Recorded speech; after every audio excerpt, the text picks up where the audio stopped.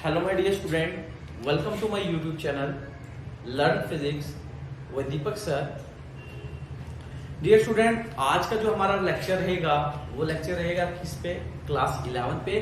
और जो टॉपिक हम पढ़ रहे थे इससे पहले लेक्चर्स पे, डायमेंशन एनालिसिस पे यूजेस, उसी को मैं कैरियर ऑन कर रहा हूँ। ठीक है, तो मैंने आपसे दो यूजेस तो डिस्कस कर लिए थे। यूजेस नंबर फर्स्ट कि how to convert one system into another system, एक यूजेस ऑलरेडी हम पढ़ चुके हैं। और दूसरा जो यूजेस की अगर हम बात करें तो आपको मैंने ये बताया था कि किस तरीके से हम डायमेंशंस को यूज करके जो भी हमारे पास फार्मूला था उसकी करेक्टनेस को चेक कर सकते हैं। और आज का जो हमारा टॉपिक्स है वो भी उसी पे है और ये थर्ड यूजेस पे है। मैंने एक स्टेटमेंट यहाँ पर लिखी हुई है और यहाँ पर हमें क्या करना है कि कोई भी हमारे पास अगर गिवन स्टेटमेंट दी हो वहां से हम क्या कर सकते हैं, फार्मूला को डिराइव कर सकते हैं with the help of dimension analysis. तो देखिए स्टूडेंट, यहाँ पर कहा गया है कि डिराइव एन एक्सप्रेशन, समझना स्टेटमेंट को, फॉर टाइम पीरियड दिया हुआ t किसी भी एक सिंपल पेंडुलम का। सिंपल पेंडुलम समझते हो ना, एक जैसे थर्ड लाइक स्ट्रक्चर, उसके लिए बॉब लगाया तो उसको मूव करवा दिया। ठीक है, विच में डिपेंड्स ऑन, मतलब आप समझ लो ऐसा कुछ, मतलब ये हो गया कि ये हमारे पास एक बॉब है। ठीक है, ये रिजिड बॉडी सपोर्ट इसकी दी हुई है, इसका मास क्या है m, और L be the length of the pendulum. मान लो लेंथ कुछ मान लीजिए उसकी, वो क्या है L। और अवश्य बात है, इसको कुछ नीचे की और चीज खींची होगी जिसे कहते हैं ग्रेविटी, और उसी को मैंने क्या कहा था, इसे कैसे रिप्रेजेंट करते हैं, एक्सेलरेशन ड्यू टू ग्रेविटी से। और मान लीजिए ये यहां से यहां पर जब इसको आप मूव करते हुए यहां से यहां जाएगा और यहां से वापस क्यों यहां पर पहुंचेगा। तो ये क्या कह रहा है, एक्सप्रेशन निकालो टाइम पीरियड की।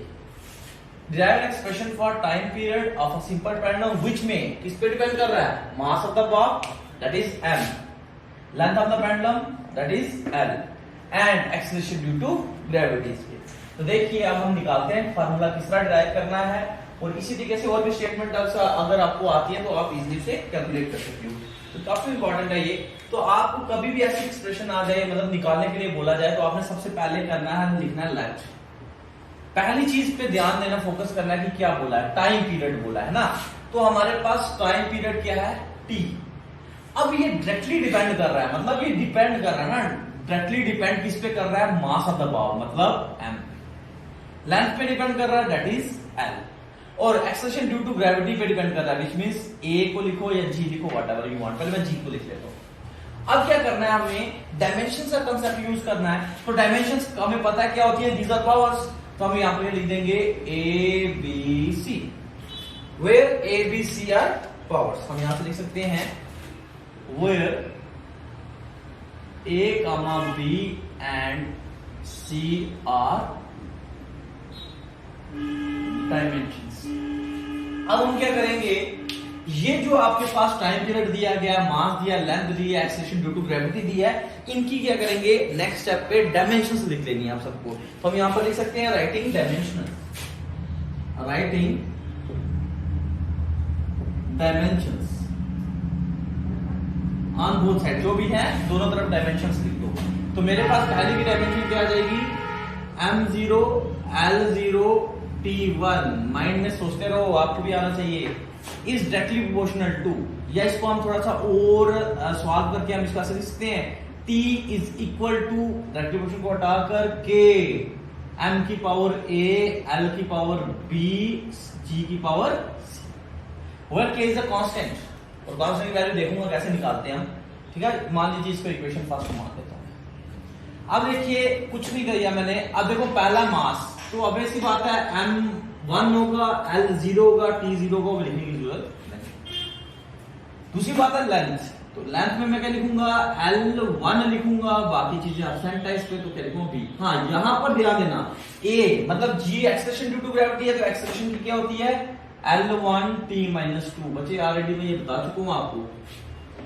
ठीक है, अब मेरे पास यहां पर आपको समझ आ जानी चाहिए क्या है, m0 है, l0 t1, यहां पर क्या आ जाएगा, देखो एक अंदर मल्टीप्लाई कर देंगे तो क्या आ जाएगा, m की पावर a। देखो यहां पर अगर तुम ध्यान दो सी को अंदर मल्टीप्लाई करोगे तो एल सी को बेसिकली जो लेंथ वाले हैं वो कॉमन है ना, दोनों इकट्ठे हैं तो हम ले सकते हैं। डिसीजन से पावर शुड बी एडिड। चलो पहले नेक्स्ट स्टेप में करेंगे। एल की पावर यहाँ क्या आ जाएगी बी, एल की पावर यहाँ क्या आएगी सी, टी की पावर क्या आ जाएगी 2c। अब हम बच्चे हमें क्या करना है, इन पावर्स को जो है मतलब जो लेंथ वाले वो इकट्ठे कर दो, टाइम वाले इकट्ठे और मास वाले इकट्ठे, ठीक है। तो यहाँ पर हमारे पास क्या आ जाएगा m0 l0 t1 is equal to, यहाँ क्या आ जाएगा m की पावर a, l की पावर देखो ये l है ये l, distance and power should be added, यही आएगा। और यहाँ पर क्या आ जाएगा मेरे पास t की पावर -2। किसी बच्चे को कोई प्रॉब्लम? तो अब यहाँ पर लगाओ प्रिंसिपल ऑफ होमोजेनिटी का कंसेप्ट, मतलब मास का जो पावर्स है उनको आपस में कंपेयर कर दो। मतलब a यहाँ पर किसके बराबर हो जाएगा 0 के, b किसके बराबर हो जाएगा b प्लस सी, ये भी किसके बराबर हो जाएंगे 0।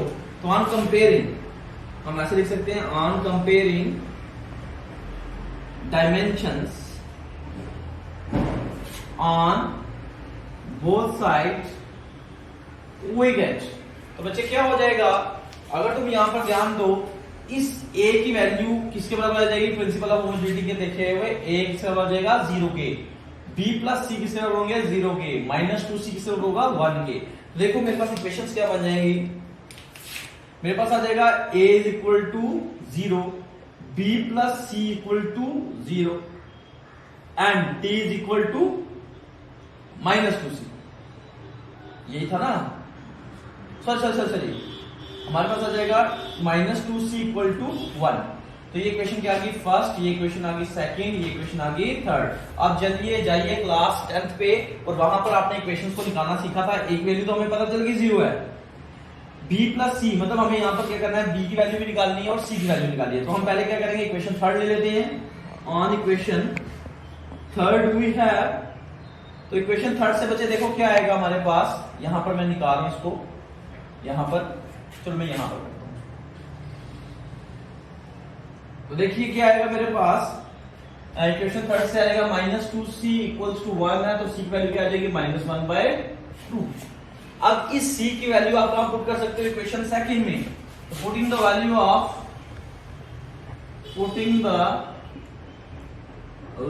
Of c equals to -1/2 in equation, but इस इक्वेशन में डालूंगा मैं सेकंड में वी हैव, तो मेरे पास बच्चे क्या आ जाएगा b प्लस सी, मतलब b plus of -1/2 is equals to 0। तो b की वैल्यू क्या आ जाएगी 1/2। ठीक है डियर स्टूडेंट, तो मेरे पास यहां पर वैल्यू किसकी निकल गई, a की वैल्यू आ गई 0, b की वैल्यू आ गई 1/2, c की वैल्यू क्या आ गई -1/2। तो इन सब की वैल्यूज को मैं कहां पुट करूंगा, इस इक्वेशंस पे। और यहां पर एक चीज याद रखो, चलो पहले मैं ये कर लेता हूं, तो यहां पर लिखूंगा putting all this value in equations first, putting the value of a, b, c in equation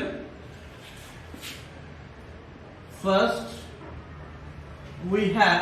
तो बच्चे क्या आएगा मेरे पास, t is equals to k m की पावर व्हाट a, मतलब 0। ठीक है बच्चे, b विच मीन्स l की पावर क्या आ जाएगी 1/2, g की पावर आ जाएगी -1/2। तो anything raise to power 0 is equal to 1। तो हम यहां से क्या लिख सकते हैं, t equal to k, simple है। देखो l की power 1/2 which means under root, और g की पावर -1/2, मतलब इसको हम ऐसे लिख सकते हैं l की पावर 1/2 अपॉन g की पावर 1/2। अब 1/2 का मतलब क्या होता है अंडर रूट, तो t की वैल्यू को क्या लिखेंगे, t equals to m under root l upon g लिख सकता हूं ना मैं। अब यहां पर एक चीज आ रही है, कि क्या चीज हो सकती है, तो अभी मैंने आपको क्या कहा कि ये मेरे पास एक बॉब है, यहां से यहां तक लगाने में कुछ टाइम लगा रहा होगा, अब ये वापस से बैक टू पोजीशन यहां पर जाता होगा, तो टोटल टाइम कितना ले होगा। ऐसे इसकी वैल्यू पाई की वैल्यू कितनी आ जाएगी, सॉरी k की वैल्यू कितनी आती है फॉर सिंपल पैटर्न के केस में 2 पाई, मतलब यहां से यहां गया पाई, फिर अगेन यहां पर आया, तो कितना हो जाएगा 2 पाई। तो हम यहां से क्या लिख सकते हैं, k की वैल्यू क्या होती है, बट ये ऐसे लिख सकते हो आप, for k equals to 2 pi, therefore t equals to 2 pi m under root L upon 0, ये आएगा ना। तो देखो anything raise to power 0 is equal to 1 होता है ना, यहाँ पर 1 लिखेंगे ना, सॉरी फॉर दैट, मैं अभी 1 बोल रहा था।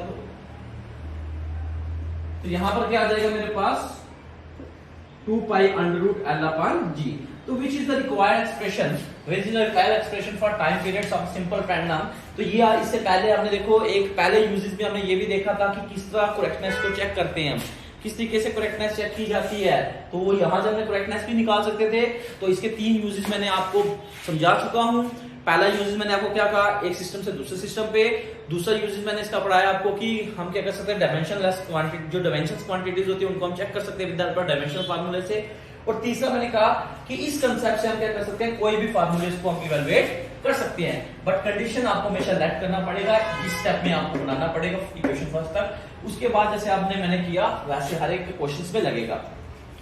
तो अगर हम इसकी बात करें, इसके क्या लिमिटेशंस, क्या खामियां होंगी इस डायमेंशन एनालिसिस की या कुछ, तो याद रखना अगर आपसे एग्जाम में आ जाता है 1 मार्क्स का आया या 2 मार्क्स का आया, तो अभी मैं इसमें और भी थोड़ी 1-2 प्रॉब्लम कर देता हूँ। प्रीवियस जो मैंने यूजेस पढ़ाए हैं उस पर एक प्रॉब्लम करवा देता हूँ, ठीक है। बट इसकी मैं पहले क्या करता हूँ, आपको एक लिमिटेशंस बता देता हूँ। तो लिमिटेशंस की अगर हम बात करें, लिमिटेशंस ऑफ डायमेंशन एनालिसिस,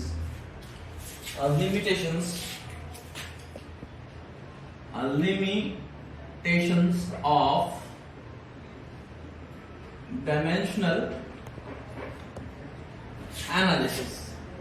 देखो अगर हमने अभी इसके यूजेस पढ़े तो अब ऐसी बात है, आपको देखने में मिला कि ये जो 1 आ गया, किसी भी फार्मूले आ गया, 2 आ गया, 3 आ गया, पाई आ गया, व्हाटएवर जो मर्जी आ गए, ये दीज आर द नंबर्स। अगर किसी भी फार्मूले में क्या आ गए, नंबर आ गए, तो उस केस में डायमेंशंस का कंसेप्ट यूज होता था, नहीं ना होता था। तो सबसे पहला इसका जो लिमिटेशंस थी यही थी कि ये जो डायमेंशनलेस क्वांटिटीज हैं, कोई भी अगर फार्मूलेज में आ जाती हैं, उनके बारे में कोई भी इंफॉर्मेशन डायमेंशन एनालिसिस ने नहीं बताई, which is the first dimensional analysis का लिमिटेशंस है। अगर दूसरी की बात करें, आपने यहाँ पर देखो, जब बुक्स पे भी आप पढ़ोगे वहां पर आपको कोई भी साइन वाला या कॉस वाला या e की पावर ax वाला कोई भी क्वेश्चन नहीं मिलेगा। क्यों? मतलब इस टॉपिक्स के अंदर। तो अगर आपको ये देखने में कोई भी सवाल नहीं मिला, विच मीन्स ये ट्रिग्नोमेट्रिक फंक्शंस अगर कोई भी आते हैं, तो ट्रिग्नोमेट्रिक फंक्शंस के केस में भी ये डायमेंशन एनालिसिस इंफॉर्मेशन ही नहीं बताता हमें। तो ये भी हमारे पास क्या हो गया, एक और इसका मतलब ड्रॉबैक था, लिमिटेशंस थी, कि अगर किसी भी फार्मूलेज में साइंस फंक्शन कोई भी डिफरेंट, सिंपल आप बोलोगे ट्रिग्नोमेट्रिक फंक्शंस के बारे में भी इसने कोई भी सॉल्यूशंस नहीं दी थी, ठीक है। और भी जैसे हमारे पास बहुत से फार्मूलेज आते हैं, उनके बारे में भी, जैसे इक्वेशंस ऑफ मोशंस के बारे में भी इसने कुछ नहीं बताया था। तो ये थी इसकी क्या सबसे इंपॉर्टेंट लिमिटेशंस थी, अगर आपसे कोई पूछ लेता है, ठीक है। एक चीज मैं और बता देता हूं आपको, ये क्वेश्चन मैं आपको छोटा सा करवा देता हूं। देखो ये हमने पढ़ा कि एक सिस्टम से दूसरे सिस्टम में कन्वर्ट करने के लिए एक फार्मूला बताया था, n2 equal to n1 m1 upon m2 की power a, l1 upon l2 की power b, t1 upon t2 की पावर c। अब क्या होता है, कभी कभी आपको डायरेक्टली क्वेश्चंस बोले जाते हैं इसको कन्वर्जन करने के लिए, तो वो कैसे कन्वर्ट करना है वो आप सीख लो, बुक में मिलेगा अक्सर आपको दिखने को। तो देखो आपके पास मान लीजिए, सपोज करो मैं कोई क्वेश्चंस दे रहा हूं, हमें पता है कि g की वैल्यू कितनी होती है, 9.8 मीटर पर सेकंड स्क्वायर। अगर आपको कोई बोलता है इसको किसमें कन्वर्ट करो, किलोमीटर पर आवर, अगर आपको कोई बोलता है किलोमीटर पर आवर की वैल्यू पे निकालो इसको, तो यू शुड मस्ट, अब आपको यहां पर फार्मूला यूज नहीं करना, ये आपको कैसे आ गया, डायरेक्टली इसको कन्वर्जन करना। किस तरह इसको डायरेक्टली कन्वर्ट करोगे, तो डियर स्टूडेंट यहां पर सबसे पहले आपको देखना है ये किस में है, मीटर सेकंड। तो ये किस में हमें पता चल गया, ये एमके सिस्टम में, एमकेएस सिस्टम में। तो इसको कन्वर्ट किस में करना है, सीजीएस सिस्टम में। तो एमकेएस सिस्टम में एम मतलब मीटर है, तो इसको किस में कन्वर्ट करना है, किलोमीटर में। सेकंड है तो इसको किस में कन्वर्ट करना है, आवर में।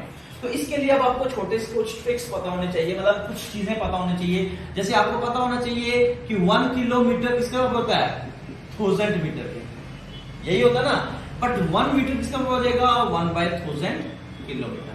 तो विच मीन्स हमें पहले पता चल गया कि 1 मीटर किसके बराबर हो जाएगा, 1/1000 किलोमीटर के। तो हमें एक चीज कन्वर्जन पता चल गई। दूसरी बात देखो, हमें पता है कि एक आवर में कितने घंटे मतलब कितने मिनट्स होते हैं, 30 मिनट्स। और इस 30 मिनट्स में अगर देखो तो आपके पास टोटल कितने सेकंड्स होते हैं, मतलब एक मिनट में कितने सेकंड होते हैं, 60 सेकंड होते हैं। तो इसी तरीके से 60 मिनट्स में कितने होंगे, 60 सेकंड होंगे। तो यहां से हम डायरेक्ट लिखेंगे कि मेरे पास, अगर हम ध्यान दें एक आवर में अगर हम बात करें, हम सिंपल ऐसे लिखते हैं कि टोटल कितने सेकंड्स होते हैं, 3600 सेकंड्स। तो यहां पर हम लिख सकते हैं कि एक सेकंड बराबर किसके होगा, 1/3600 और, ठीक है, 1 सेकंड की अगर मैं बात करूंगा, मैं डायरेक्टली लिख रहा हूं।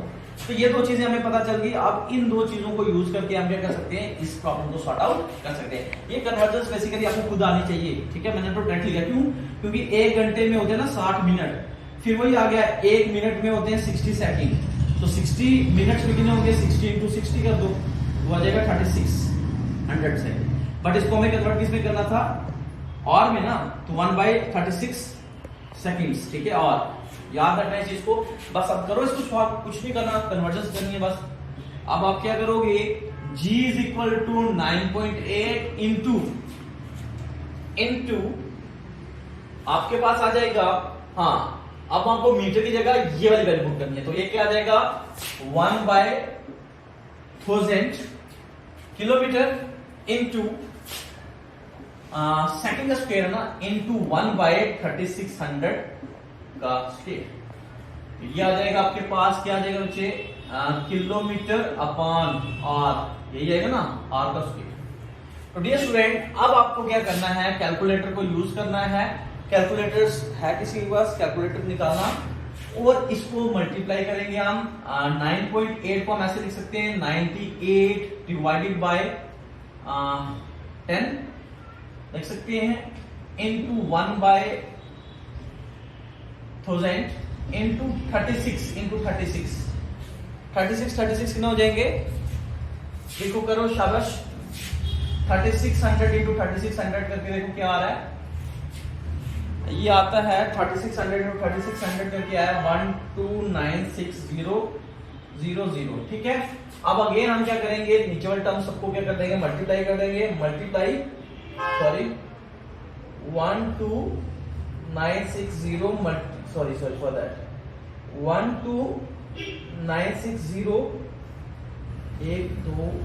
3 मल्टीप्लाई 1000 गिव अस कुछ भी वैल्यू आएगी आपके पास। अब इसको मल्टीप्लाई करके डिवाइड करके जो वैल्यू आएगी वो मेरे पास की वैल्यू आ जाएगी, ग्रेविटेशनल वैल्यूज आ जाएगी, इस जी की वैल्यूज आएगी, और वही आपकी क्या होगी, कन्वर्जेंस होगी। पर और का ऐसे भी लिख सकते हो, ठीक है। तो इस तरीके से आपके पास अगर कोई भी प्रॉब्लम आ जाती है, ठीक है, ये थोड़ी मैंने इसलिए नहीं की क्योंकि काफी लंबी इक्वेशंस आ रही थी, टर्म्स आ रही थी। तो आपको सिंपल क्या करना है, जब कभी भी डायरेक्टली अगर देखा जाए तो वो भी आपको कन्वर्जन कर सकते हो। अगर मीटर में होगा तो आपको समझ जाना कि ये एमकेएस सिस्टम में होगा, मोस्ट प्रोबेबली एमकेएस में होता है। तो इसको किस में कन्वर्ट करना है, सीजीएस पे। तो जिस तरीके से डियर स्टूडेंट मैंने आपको 1 न्यूटन 10⁵ डाइस की प्रॉब्लम्स में कन्वर्ट करवाया था, तो ये अब आपके लिए होमवर्क असेसमेंट है कि आप क्या करोगे, 1 जूल को कन्वर्ट करोगे अर्ग में। अगर ये आपने कर दिया तो आपको पता होना चाहिए 1 जूल किसका यूनिट्स है, एनर्जी का है। तो एनर्जी की डायमेंशंस निकालो और फार्मूला लगा दो, N = N1 वाला, और इसी से ये प्रॉब्लम्स क्या हो जाएगी, सॉल्व हो जाएगी, ठीक है। अगर मेरा आपको वीडियोस अच्छा लगा तो प्लीज इसे लाइक भी करना, सब्सक्राइब भी करना। Thank you, have a nice day.